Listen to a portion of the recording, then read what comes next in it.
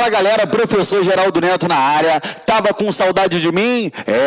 Eu também tava com saudade de você, meu querido, meu amado aluno. Então hoje nós vamos trabalhar a Lei 10.177 de 98, que ela vai trabalhar a respeito do quê? Ela regula o processo administrativo no âmbito da administração pública estadual, perfeito? Então vamos lá, olha só.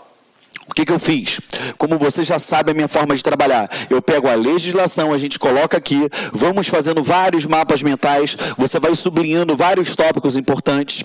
A legislação ela não está na íntegra, por quê?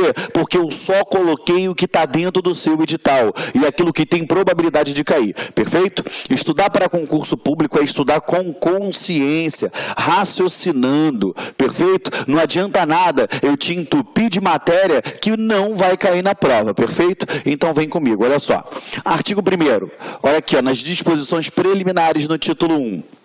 Ele diz aqui, ó, essa lei regula os atos e procedimentos administrativos da administração pública centralizada e descentralizada do Estado de São Paulo que não tenham disciplina legal específica. Então, olha só, eu quero que você fique atento aqui, ó, que não tenham disciplina legal específica, porque a aplicação dessa legislação ela vai ser residual. Aonde tiver alguma legislação específica, eu aplico legislação específica, perfeito? É o que deixa claro já no artigo 1º, ok? Então, se você quiser deixar bonitinho aqui, ó, tu pode botar aqui, ó, caráter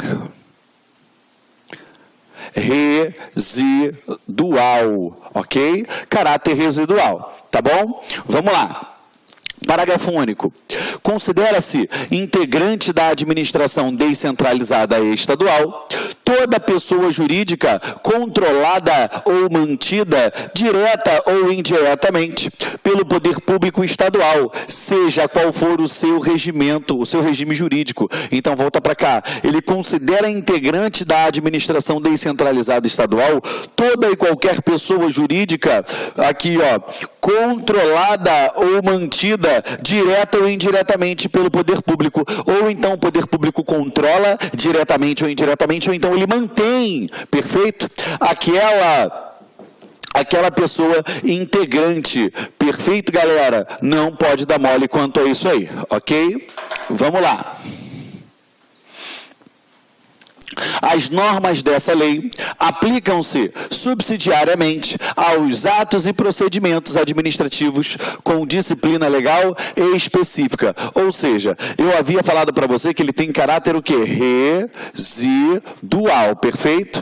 Tem caráter residual. Agora, você tem que entender que eu tenho procedimentos, eu tenho legislações específicas, mas algumas legislações específicas não trazem todo o conteúdo. Perfeito? Elas não trazem todo o conteúdo para abarcar todas as situações. Então, de forma residual, eu utilizo essa norma, ainda que tenha norma específica. Quando a específica for omissa, aí eu aplico a norma geral. Ok? Artigo 3º. Os prazos fixados em normas legais específicas prevalecem sobre os desta lei. Exemplo, Geraldo, qual é o prazo X? Aqui o prazo X é de 15 dias.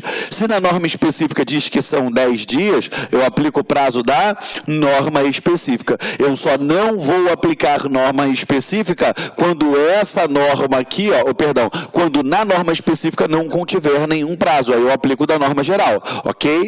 Vamos lá.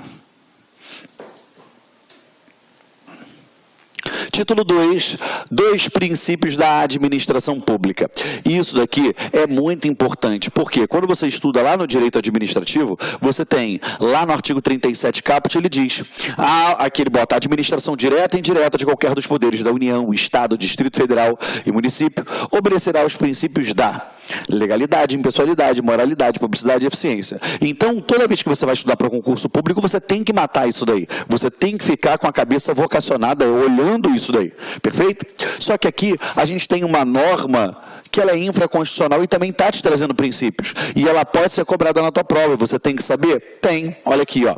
A administração pública atuará em obediência aos princípios da legalidade, impessoalidade, moralidade, publicidade, Até aqui tudo bem. Razoabilidade, finalidade, interesse público, motivação dos atos administrativos. Vamos lá. Vou fazer um breve comentário aqui com vocês, para poder vocês ficarem ativos com relação a isso daí. Primeira coisa, o princípio da legalidade. O que é esse princípio da legalidade, Geraldo? Nada mais é que a legalidade, para mim, que não sou nada, e para você que é servidor, ela é totalmente diferente. Como assim, Geraldo? Se eu, professor Geraldo Neto, cismar agora de dar aula plantando bananeira, eu posso? Posso. Por quê? Porque a lei não me proíbe plantar bananeira em sala de aula. Então, eu, na condição de particular, posso fazer tudo aquilo que a lei não proíbe. Diferentemente de você, que é um servidor público. Amém? Diferente de você. Por quê? Você, na condição de servidor público, somente poderá fazer aquilo que a lei permite ou determina. Então, é isso que versa o princípio da legalidade. Você só pode fazer aquilo que a lei permite ou determina. Perfeito, galera? Estamos juntos? Impessoalidade. O que significa o princípio da impessoalidade? Significa que eu não posso atuar de acordo com a minha vontade, meu gosto, meus sabores ou dissabores. Perfeito? Exemplo, eu odeio o fulano de tal, então eu, que sou chefe dele, vou removê-lo para um local mais distante possível da sua residência, a fim de causar-lhe transtorno. Eu posso fazer isso? Óbvio que não, meu amigo. Sabe por quê? Porque eu estou ferindo o princípio da impessoalidade, pois eu estou atuando de forma pessoal, e não pode. Então você está percebendo que a impessoalidade, ela exige que o tratamento seja dispensado de maneira igualitária a todos. Por isso que você vai ver em algumas doutrinas que o princípio da impessoalidade, ele se assemelha ao princípio da igualdade. Ou então o princípio da isonomia. Perfeito? Tranquilo? Tanto a igualdade quanto a isonomia. Estamos juntos? Foi? Vamos lá. Outra coisa que eu quero falar para vocês. A impessoalidade, ela também puxa uma sardinha lá para o lado da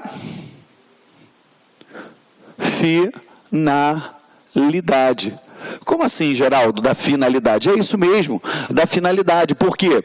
Se eu estou sendo impessoal, a minha vontade eu não estou colocando no atuar da administração pública. Logo, eu estou obedecendo o que lá atrás a lei mandou eu fazer. Haja vista eu só poder atuar dentro dos padrões, dos limites legais.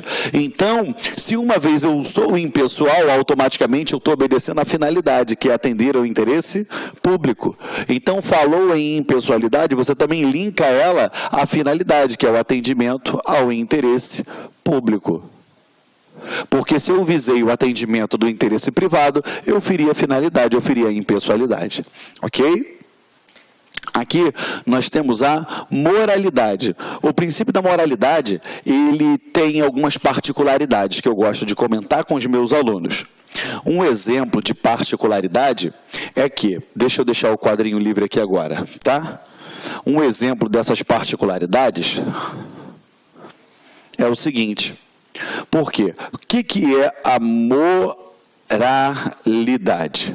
A primeira coisa, a moralidade para mim em particular, ela nada importa. Para você ela é muito importante. Por quê? Porque você é servidor público. A moralidade nada mais é do que a legalidade de forma ética, ou é a ética da legalidade, conforme você preferir. Então não basta que o administrador público venha atuar somente visando atender a lei. Ele tem que atender a lei e a moral, os bons costumes, as condutas de bom comportamento. Ele tem que ser retilíneo, ele tem que ser ético, ele tem que ser o quê? Probo. Por isso que a grande maioria dos doutrinadores dizem que a moralidade, ela se assemelha intimamente com a probidade administrativa. A probidade administrativa, se ele é moral, ele é probo. Entendeu, meu amigo? Se ele é moral, ele é probo. Logo, se ele é moral, ele é probo. Se ele é imoral, ele é o quê? Improbo. E aí eu faço você se remeter ao artigo 37 da Constituição Federal, lá no seu parágrafo 4º. Por quê? O artigo 37 da Constituição Federal, ele diz o seguinte, que aos atos de improbidade importarão. Ele diz que uma vez o administrador público respondendo, né, ele cometendo um ato de improbidade, fala comigo assim, ato. É ato de improbidade, não é crime de improbidade, ok? É ato de improbidade. Uma vez ele cometendo um ato de improbidade, ele vai ter o quê? A perda da função pública, ele terá a suspensão dos direitos políticos, ele terá a sua indisponibilidade dos seus bens, e ele terá o ressarcimento ao erário. Perfeito? Então, o que eu quero que você entenda? Você está percebendo como isso daqui, isso você viaja dentro da matéria? Não existe estudo para concurso público hoje, meu amigo. Você não tem matérias isoladas. Ou eu só estudo direito constitucional, ou só direito administrativo, ou só legislação, ou só penal. Não. Você está tendo questões multidisciplinares. Então, você está analisando que dentro do estatuto aqui, ó, que vai tratar da parte disciplinar, eu estou elencando um princípio que também está dentro da Constituição Federal, e eu tenho diversas ramificações na Constituição Federal que você estudou. Então, a gente não pode dar mole com relação a isso. Perfeito? Então, você sabe que ele tem a perda da função pública, a suspensão dos direitos políticos, a indisponibilidade dos bens e o ressarcimento ao erário. Cabe ressaltar aqui ainda sobre o ressarcimento ao erário que o próprio artigo 37, parágrafo 5º da Constituição Federal de 88, ele diz que a lei irá dispor de todos os prazos e prescrições, ressalvadas as ações de ressarcimento. Porque quando se tratar de ação de ressarcimento, não há de se falar em o quê? Prescrição. Aqui, de acordo com a Constituição Federal, as ações de ressarcimento, elas são imprescritíveis, ok? Perfeito, meu amigo? Perfeito, minha amiga? Vamos lá? Até aqui estamos juntos? O que você tem que lembrar que ainda, no artigo 37, parágrafo 4º da Constituição Federal, é que ele diz o seguinte, que isso aqui acontecerá na forma e gradação prevista em lei. Qual é a lei que vai falar a respeito disso? É a Lei 8429. Essa Lei 8429 é a que versa a respeito disso. Perfeito? Ela vai falar a respeito disso, de improbidade administrativa, mas a gente não vai entrar dentro da esfera dessa lei. Por quê? Porque não faz parte do nosso conteúdo. Eu só estou aprofundando dentro da Constituição Federal porque você aprendeu lá atrás a pirâmide de Kelsen. Quem está no topo das leis? A Constituição Federal. Então não adianta nada eu te explicar uma lei infraconstitucional se você não entendeu o que está dentro da Constituição Federal, até porque ela não pode se contrariar à Constituição Federal. Então a gente faz isso de uma forma completa para que você não seja pego de surpresa e, óbvio, que você venha acertar todas as questões. Entendeu, meus amigos? Estamos juntos? Perfeito? Vamos lá, então. Caindo dentro aqui com você, que ele ainda fala assim, ó, independentemente da ação penal cabível. Quando você tiver a oportunidade de estudar responsabilidade civil do Estado, você vai perceber que o agente que pratica determinado ato na qualidade de servidor público, de agente público, ele responde civil, penal e administrativamente pelos atos que ele praticar. Aqui eu estou falando de responsabilidade o quê? Civil, mas ele tem a responsabilidade penal e a responsabilidade administrativa, ok? Então vamos lá. Entendeu a moralidade? Perfeito? Então a gente volta, apaga e bota a imagem de novo aqui. Foi, galera? Então vamos lá, dando continuidade aqui. Olha só.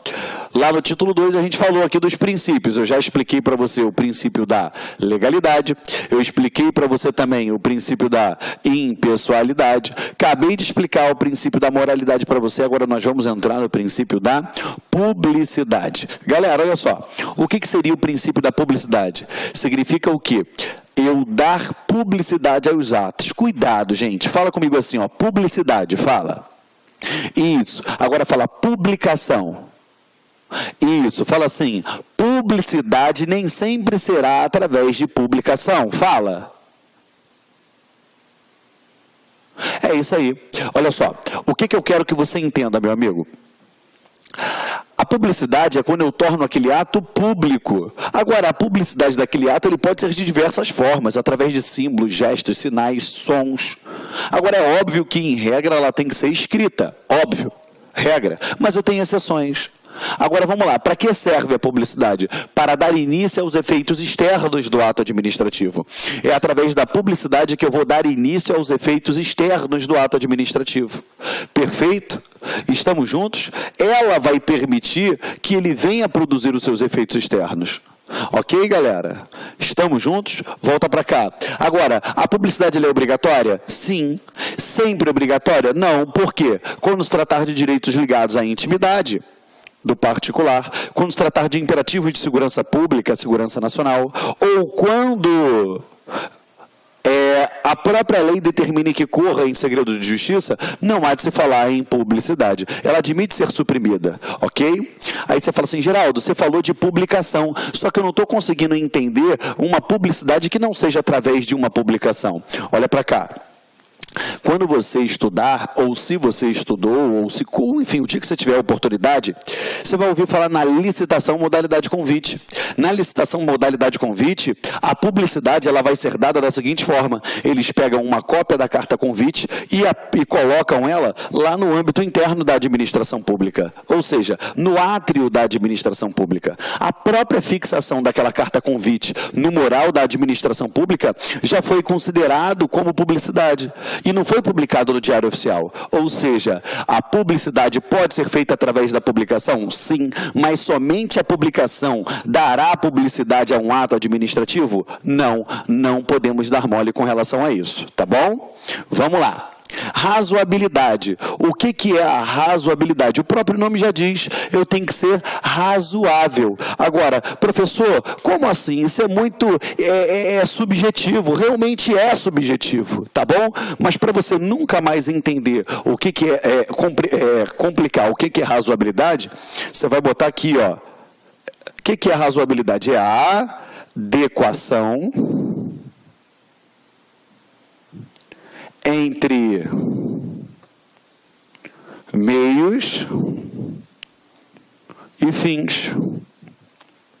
É a adequação entre meios e fins. Então, isso é razoabilidade. Perfeito? É você adequar meios e fins. Perfeito? Você tem que ter uma medida razoável. Ok? Vamos lá. Vou dar um exemplo para vocês, né? O uso progressivo da força. Quando o policial ele vai fazer o uso progressivo da força. O policial ele pode atirar numa pessoa? Pode. Ele pode ferir aquela pessoa com um golpe? Pode. Mas assim, ele vai fazer o uso progressivo da força. Vamos lá, ele enquadrou aquela pessoa, parada, polícia. Primeira coisa, se a pessoa esboçar uma reação e vier agredi-lo, ele vai tentar imobilizar aquela pessoa. Se aquela pessoa estiver armada e sacar da sua arma para poder ofender a integridade física daquele policial, ele pode sacar de sua arma e também atirar. Ou seja, é o uso progressivo da força. Ele vai ser o quê? Razoável. Isso é razoabilidade. Perfeito? Então não pode atuar de forma desmedida. Porque se atuar de forma desmedida, ele está ferindo a razoabilidade. E você já viu que é um princípio que deve ser obedecido por você, que você vai ser servidor público. Ok? Vamos lá. Finalidade. Gente, finalidade nada mais é do que a estrita expressão do atendimento do interesse público. Ok? A finalidade sempre será um interesse público. Não tem para onde correr. Você vai ver também, estudando direito administrativo, que finalidade ela também é um elemento do ato administrativo. Perfeito? Então, além da finalidade ser um dos elementos que compõem o ato administrativo, a finalidade é um princípio que deve ser observado. Porque não adianta nada, gente. Adianta você ser servidor público, se empenhar, se esforçar, se todo o teu esforço é voltado a atender os seus anseios, a não atender os anseios da coletividade. Logo você está ferindo quem? A finalidade, você não pode fazer isso. Perfeito? Foi? Interesse público, o nome já diz por si só, eu tenho que visar o interesse público, o interesse da coletividade. Se você notar, você vai perceber que quando eu falo de impessoalidade, eu digo que ele tem que ter o quê? Atender a finalidade, que é o interesse público. Só que eu também tenho o princípio da finalidade aqui. E o que é a finalidade? É o ser impessoal, atender o interesse público. Beleza, só que eu tenho o princípio do interesse público. E o que é atender o princípio do interesse público? É atender o quê? Os anseios da coletividade. É o atender a finalidade. É o atender e agir de forma impessoal. Então você tem que entender o seguinte: diferentemente do que acontece quando duas leis se chocam, aonde você tem que optar por uma lei ou outra, se você quer a aplicação da lei X ou da lei Y, você tem que botar um negócio na sua cabeça, meu amigo.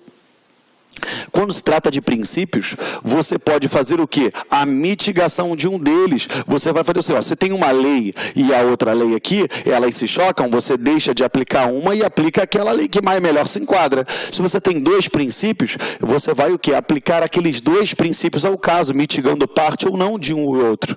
Ok? Foi?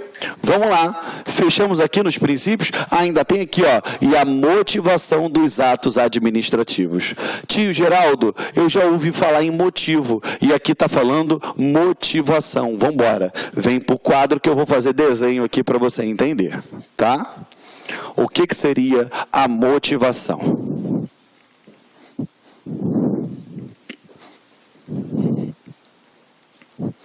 Vamos lá. Vamos lá nos primórdios. O ato administrativo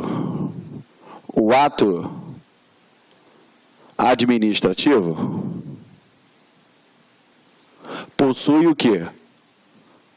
Elementos. Esses elementos, eu, professor Geraldo Neto, gosto dessa forma. Tem gente que gosta de falar cofiformob, eu não gosto. Eu gosto disso daqui, ó. ff.com.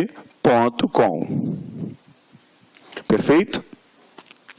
Esses são os elementos que formam o ato administrativo. E esses elementos são forma, finalidade,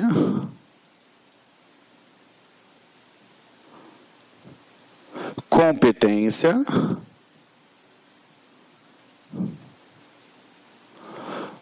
objeto e motivo. Tá? Forma, finalidade, competência, objeto e motivo. Forma é o meio, é o modo, é o mecanismo com que o ato vai se exteriorizar. Finalidade, sempre atender o interesse público. Competência, a lei vai determinar quem é o agente competente. Objeto é o ato propriamente dito, é o ato em si. Perdão, é o ato em si. E o motivo, vamos lá. Motivo, ele é a soma dos pressupostos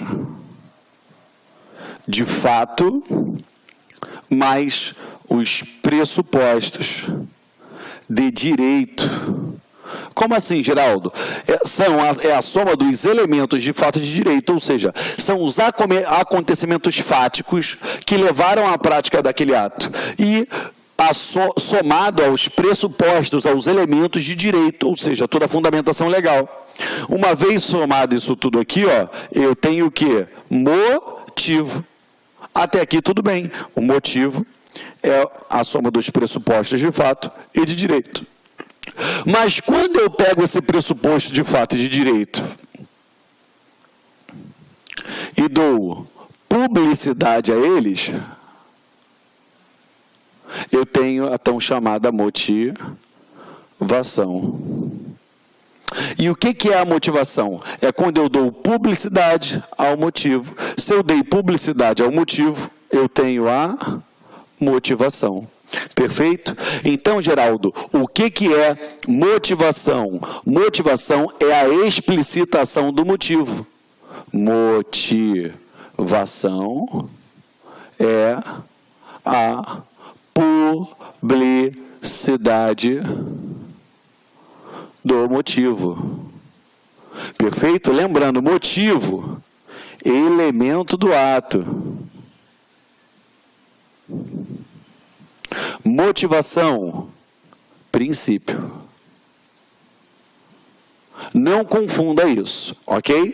Motivo com motivação. Motivo, elemento do ato. Motivação, princípio. Ok, galera? Estamos juntos? Perfeito. Copia aí, enquanto isso eu vou botar uma aguinha aqui no copo.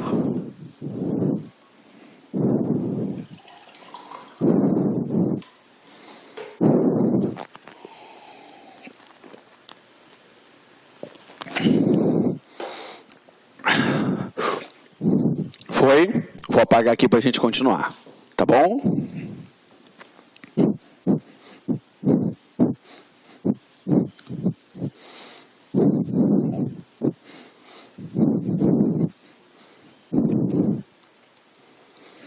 Vamos lá. Artigo 5º. A norma administrativa deve ser interpretada e aplicada da forma que melhor garanta a realização do fim público a que se dirige. Beleza. Me fala o princípio que está ali nitidamente explicitado aqui. Aí tu fala assim, fim público, finalidade? Tá, pode ser.